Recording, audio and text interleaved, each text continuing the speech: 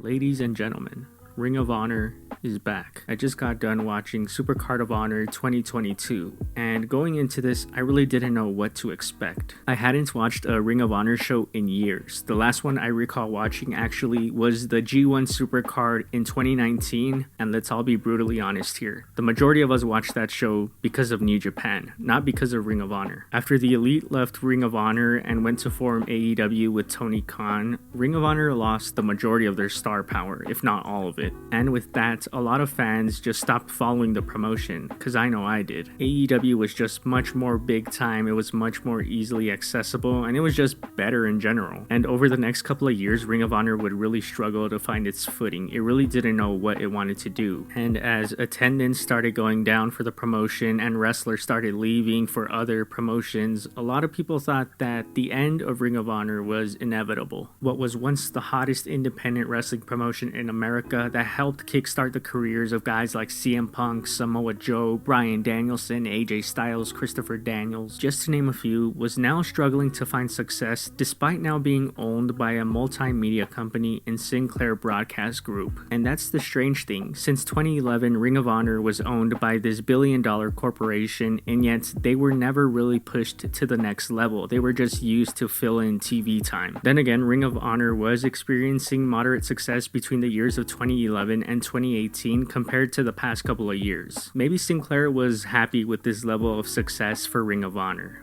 But like I said, when the Elite left, their business plummeted. And then things got really bad when the pandemic hit. If the major promotions in WWE and AEW suffered during the pandemic, imagine what it did to a company like Ring of Honor. AEW and WWE had the benefits of having massive TV contracts, which kept them afloat during the pandemic when they couldn't have fans in attendance. Ring of Honor, on the other hand, don't really have a TV deal like that. They're owned by the TV company. The TV company uses them just to fill out TV time, if that makes sense. In other words, WWE and AEW, for example, are being paid to be on TV. Ring of Honor wasn't. So this obviously affected their bottom line. While AEW and WWE continued to put on shows without fans, Ring of Honor decided to not put on shows at all, but they also decided to keep paying their talents while they sat at home, which is a great gesture, and I think they were the only wrestling company to do that. But in the end, that might have proven to be a costly move by Ring of Honor. Ring of Honor would eventually come back and do TV tapings and pay-per-views, but it was announced that by the end of 2021, all Ring of Honor personnel would be released from their contracts as the company would go into a hiatus. And in official reports, it was said that this was all part of a plan to reimagine the company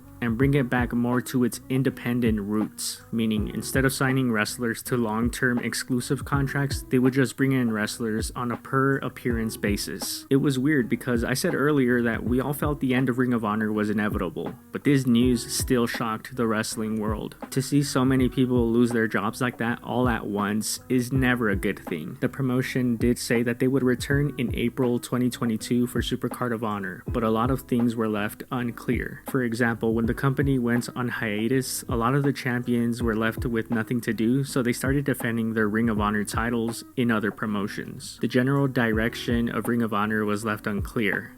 That is, until AEW president Tony Khan stepped in. Prior to AEW's big pay-per-view Revolution this past March, there were rumblings of Ring of Honor being up for sale. And if these rumors were true, there were only ever going to be two buyers, Vince McMahon or Tony Khan. And on the Go Home Dynamite episode for Revolution, Tony Khan would announce that it was he who in fact acquired Ring of Honor. In simple terms, the owner of AEW now owned Ring of Honor, a company with a rich history in American pro wrestling. The acquisition of Ring of Honor was worth it for the video library alone. Tony Khan can now go to any major streaming service and show them that he has the AEW library and the Ring of Honor library, because in this day and age, content is king. The more, the merrier. And so when it was announced that Tony Khan had purchased Ring of Honor, the general sentiment towards this was hope. Despite having no experience as a wrestling promoter prior to the launch of AEW in 2019, Tony Khan proved that there was enough demand for a big name, big budget alternative to the WWE, and he did it faster than many who tried it before him, but most importantly, he did it better than most who tried before him. But the question was, does Tony Khan even have time to run another wrestling promotion? Besides his AEW obligations, he also has his NFL obligations with the Jacksonville Jaguars and his European soccer obligations with Fulham. There's absolutely no way this guy can make it work, and besides, history was against him. Usually when a promoter of a wrestling company acquires another wrestling company and they try to run them as separate entities, it doesn't end up working for whatever reason. But damn it, this man did the impossible once again. Supercard of Honor 2022 happened on April 1st, and in essence, it served as a relaunch of the promotion. For those who don't know, Supercard of Honor is Ring of Honor's annual WrestleMania weekend show. During WrestleMania weekend, all the smaller promotions come into the city where WrestleMania is taking place and they run their own shows. It's kind of smart. I see why these other promotions do it. They're capitalizing on tens of thousands of wrestling fans flying into one city. Now, the reason I'm saying this is because AEW is the one promotion that doesn't do WrestleMania weekend shows in the same city. Tony Khan has said he chooses not to run a WrestleMania weekend show because he doesn't want AEW to be seen as beneath WWE, and it makes perfect sense. It makes sense for all these other independent promotions, these small promotions, to,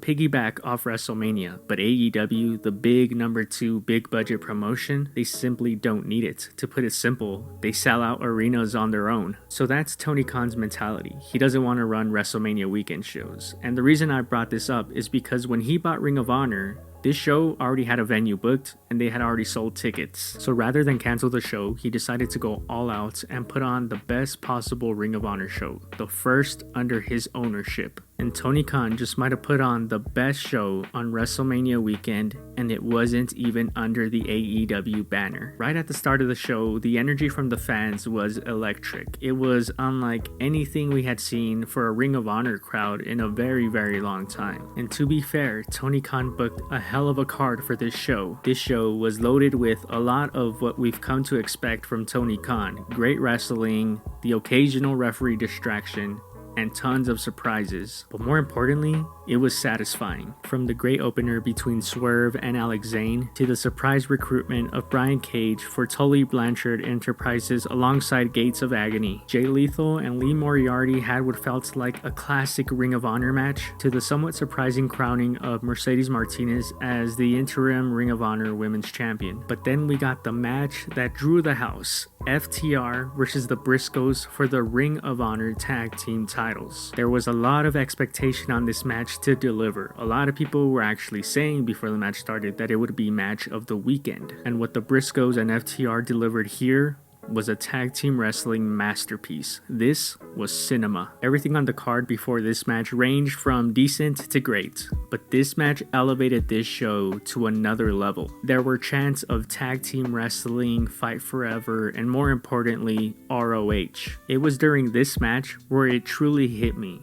Ring of Honor is back. Tony Khan revived Ring of Honor with one single show, and he did it on WrestleMania weekend of all weekends. This beautiful match would end with FTR defeating the Briscoes to become the Ring of Honor Tag Team Champions. Then the Young Bucks made a surprise return to their once home promotion Ring of Honor, and they attacked the Briscoes. This was not just a fun surprise, it was a great way to build towards the big rematch between FTR and the Young Bucks, which was announced to be taking place this Wednesday on Dynamite. All I can say is that's gonna be a hell of a match. I also enjoyed the last 3 matches on this show, which saw Minoru Suzuki win his first ever title in America when he defeated Rhett Titus to win the Ring of Honor World Television Championship. It was a pleasant surprise, but a welcomed one. Then we saw Wheeler Yuta, who just this past Wednesday had a star-making performance against Bryan Danielson, defeat Josh Woods for the Ring of Honor Pure Championship. This was Tony Khan kind of showing showing us a glimpse of how he plans on using Ring of Honor, sort of as a developmental system for AEW possibly. It was a great moment, and once again showing that Tony Khan is investing in the future. Then we had the big main event, the winner takes all match to determine the undisputed Ring of Honor World Champion between Jonathan Gresham and Bandido. This was a good match. I feel more towards the end it was starting to really pick up,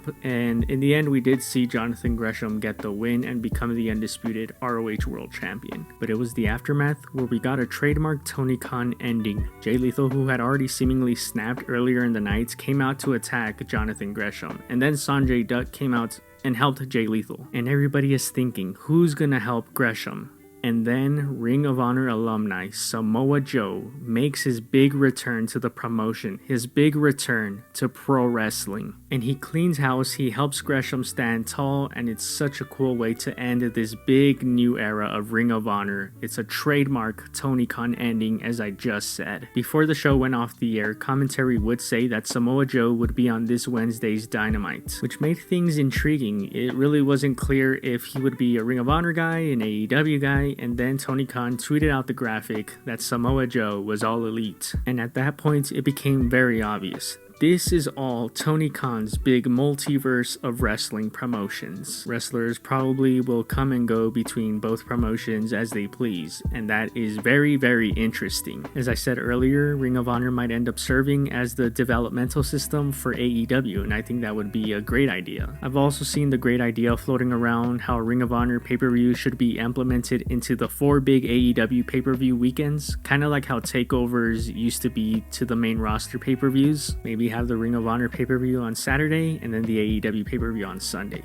If they're of this caliber, like Supercard of Honor, then that would be a hell of a weekend for professional wrestling. Tony Khan has these 2 promotions at his disposal, and the fun thing is, we still really don't know how it's gonna work. But what we do know is, he just gave us the best Ring of Honor show in a very, very long time. Because if we know anything about Tony Khan, is that he likes to start off strong, just like he did with AEW's first ever show, Double or Nothing 2019. The best news out of all of this is that Ring of Honor is here to stay. It's not gonna go under. Tony Khan ended up purchasing it, and he's gonna keep it afloat. And that just means that there's more jobs for wrestlers and wrestling personnel, and that's always good for the industry. It's just good to see a company with such a rich history like the one Ring of Honor has given a second wind. I can't even fathom what American pro wrestling would be like without Tony Khan. Well, I think we all remember those dark days when there was only one major company in town. Thankfully, that's no longer the case. There's options now for both wrestlers and fans. And the only thing I can think right now is, I can't wait to see what's next in the Tony Khan wrestling multiverse.